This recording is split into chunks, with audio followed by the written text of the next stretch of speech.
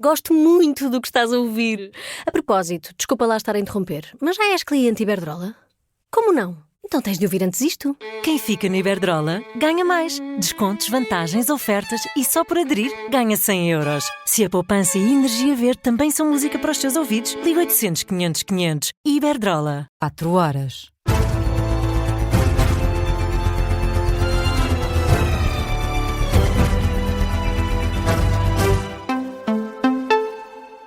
As notícias com Beatriz Félix. Boa noite, 4 da manhã, vamos às notícias na Rádio Observador.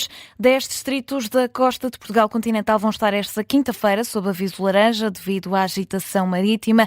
Viana do Castelo, Braga, Porto, Aveiro, Coimbra, Lisboa, também Setúbal, Beja e Faro são os distritos abrangidos pelo aviso do Instituto Português do Mar e da Atmosfera. Vai estar em vigor até ao meio-dia nos distritos do Norte e Centro, com previsão de ondas de 5 ou 6 metros de altura significativa. Podem mesmo atingir a altura máxima de 9 metros. Já no caso dos distritos do Sul, o aviso laranja para agitação marítima forte vai estar em vigor até às 9 da manhã, passa depois disso para amarelo, em vigor até às 9 da noite. O IPMA emitiu também um aviso amarelo por precipitação devido a aguaceiros, por vezes fortes, com a possibilidade de granizo também para 7 distritos. São eles Viana do Castelo, Braga, Porto, Aveiro, Coimbra, Vila Real e Viseu.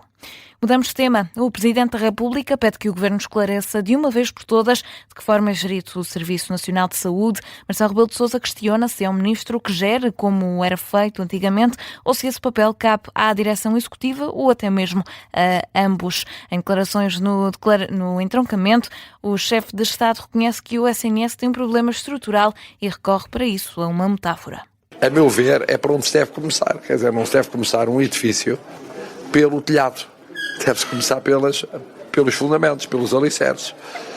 Porque senão o que acontece é que, se não se começa nos alicerces, depois tudo começa a não jogar. É como um puzzle em que nenhuma peça joga certa. O Presidente da República a insistir que a resolução do problema do sistema no setor passa pela definição da orientação política da abordagem da saúde. E nada mais disse, sem comentários diretamente sobre o futuro da Ministra da Saúde. E há mais uma grávida que teve um bebê na ambulância. Tinha estado horas antes no Hospital de Portimão. O bebê nasceu quando a grávida de 40 semanas se dirigia novamente ao hospital. Tudo aconteceu na passada sexta-feira, mas a notícia foi avançada esta noite pelo Correio da Manhã. A mulher já tinha sido vista em Portimão, uma vez que as urgências em Faro estavam encerradas, mas a equipa médica que a assistiu acabou por a mandar para casa. Horas depois, com algumas contrações, contactou o INEM de Lolé, foi acionada uma ambulância, mas a mulher acabou por entrar em trabalho de parto, ainda no caminho de regresso ao hospital. Falamos agora de presidenciais. Catarina Martins acusou o Governo de tapar os problemas do Orçamento do Estado para 2026 com a Lei da Nacionalidade. A candidata a Belém defende que um presidente tem a obrigação de lançar debates no país. Catarina Martins critica os temas que dominam a agenda política do Governo. Nós temos tido debates que não resolvem nenhum dos problemas que as pessoas sentem.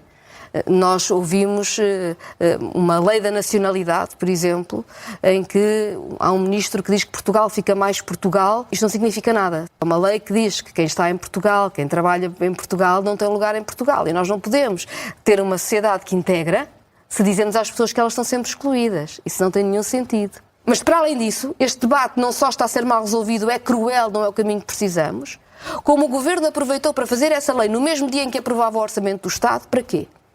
Para que não se visse que no Orçamento do Estado falta tudo o que as pessoas precisam. Foram críticas feitas por Catarina Martins numa entrevista esta noite à CNN Portugal. Jorge Pinto admite desistir da corrida a Belém caso isso seja necessário para garantir a presença de um candidato de esquerda na segunda volta das eleições. Uma hipótese que está a ser considerada pelo candidato presidencial apoiado pelo LIVRE, mas para que esse cenário se verifique, Jorge Pinto coloca algumas condições. A acontecer isso é com condições. A primeira condição é que essa congregação de forças seja efetivamente numa candidatura de esquerda. A segunda condição é que outros candidatos assumam o mesmo. E assumam o mesmo, por exemplo, se for eu o candidato mais bem colocado. Eu não quero soar arrogante, mas vejamos o que aconteceu ontem em Nova Iorque. Um candidato que há meses tinha 1% nas sondagens ganhou com mais de 50% a eleição da Câmara de Nova Iorque. Portanto, eu venho para esta eleição com muita vontade. Eu arrisco-me a dizer que sou, se calhar, o candidato com mais energia e mais vontade de ganhar esta eleição. Eu venho mesmo com vontade porque eu sei que posso ser um Presidente da República à altura do momento histórico que nós estamos a viver. Numa entrevista à RTP, Jorge Pinto criticou ainda António José Seguro por não se assumir como um homem de esquerda na corrida a Belém e diz que esse é um dos pontos que o distingue do candidato apoiado pelo Partido Socialista. Eu nunca vou ter vergonha de dizer que sou de esquerda. Acho, aliás, estranho que um antigo secretário-geral do principal e maior partido de esquerda da nossa democracia tenha vergonha de o dizer. E o senhor acha que estas noções de esquerda e direita ainda funcionam nos dias de hoje? Eu acho que elas são essenciais. Acho que, na verdade, são cada vez mais essenciais por uma razão muito simples. É que a República precisa do confronto de ideias. Jorge Pinto, o candidato presidencial apoiado pelo LIVRE, considera que representa a esquerda moderada nesta corrida a Belém. Das presidenciais passamos às autárquicas. Pedro Duarte garante que a escolha de Jorge Sobrado para o Pelouro da Cultura na Câmara do Porto não teve como critério a maioria eleitoral. Jorge Sobrado era candidato a vereador pelo Partido Socialista e tinha sido designado precisamente para assumir a pasta da Cultura caso Manuel Pizarro vencesse as eleições. Acabou por se juntar ao autarca do PSD, Pedro Duarte, como vereador independente. O agora Presidente da Câmara diz que foi fácil esta escolha de Jorge Sobrado. De facto, esse não foi o meu critério. Eu diria que o facto de nós termos conseguido uma maioria nesta fase que permite mais estabilidade e mais coesão, mais solidez à governação, é uma espécie de benefício colateral, eu diria, não é? É uma vantagem de facto, mas é uma vantagem adicional que não foi a que motivou esta decisão. Aliás, eu disse logo na noite das eleições e disse depois que estava absolutamente disponível e preparado para governar sem maioria absoluta. Portanto, não haveria qualquer problema quanto a isso. Aos jornalistas falou também Jorge Sobrado, que explica que o convite para integrar a lista de Pedro Duarte partiu do próprio social-democrata e promete manter a essência dos programas, quer do PS, quer do PSD. É para esse trabalho que me disponibilizei, pondo em diálogo o programa que desenvolvi na campanha eleitoral com outros programas, nomeadamente o programa vencedor, mas com outras ideias da cidade. Nenhum programa está fechado, está sempre em aberto, porque uma cidade é sempre um território em aberto. Jorge Sobrado, o recém-eleito vereador da Cultura da Câmara do Porto, em declarações aos jornalistas. Seguimos com a atualidade internacional. Os Estados Unidos podem reduzir o tráfego aéreo em 10% até sexta-feira em 40 importantes aeroportos, isto se não houver um acordo para acabar com o shutdown governamental. É uma notícia avançada pela Reuters.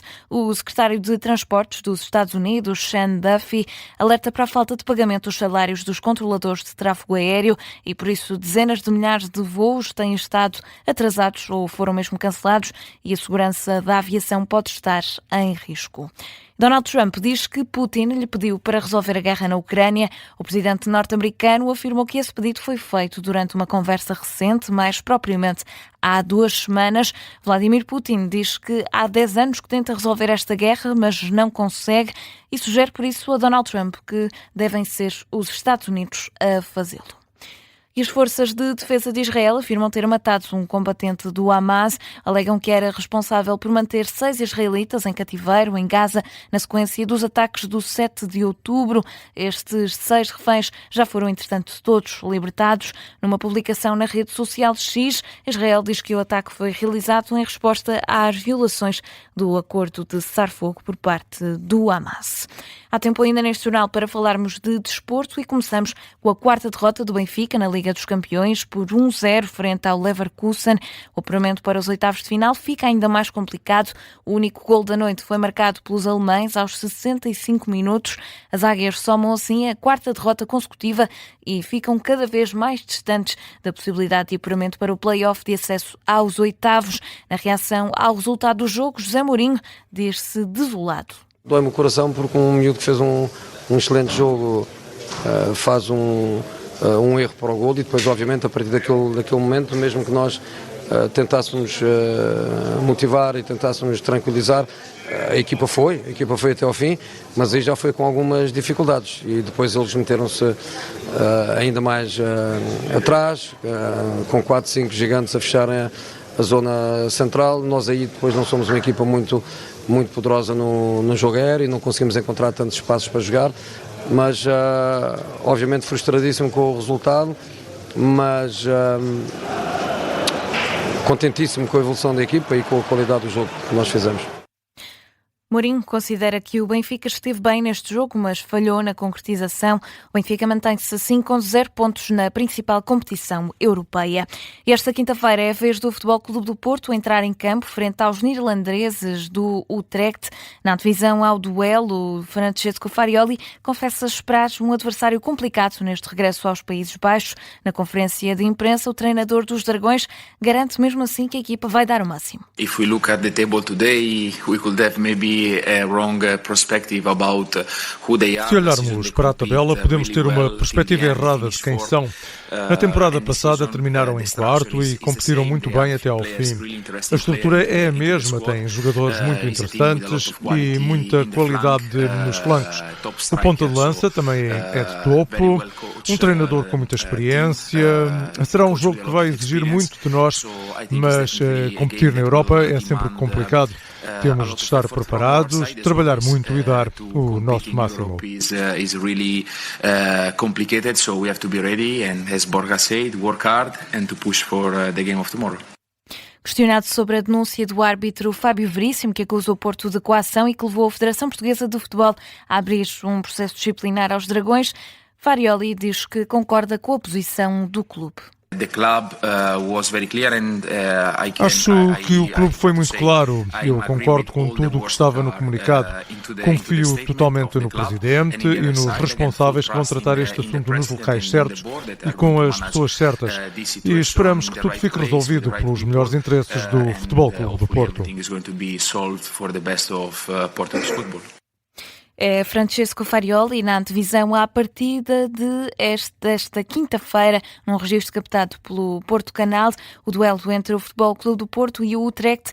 É um jogo da 4ª jornada da Liga Europa que está marcado para as 5h45 da tarde e vai contar com relato e análise em direto para ouvir aqui na Rádio Observadores.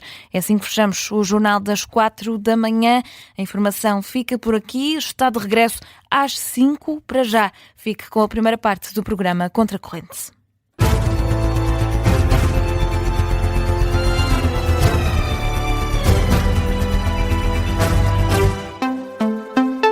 Gosto muito do que estás a ouvir. A propósito, desculpa lá estar a interromper, mas já és cliente Iberdrola? Como não? Então tens de ouvir antes isto. Quem fica na Iberdrola ganha mais. Descontos, vantagens, ofertas e só por aderir ganha 100 euros. Se a poupança e a energia verde também são música para os teus ouvidos, liga 800 500 500. Iberdrola.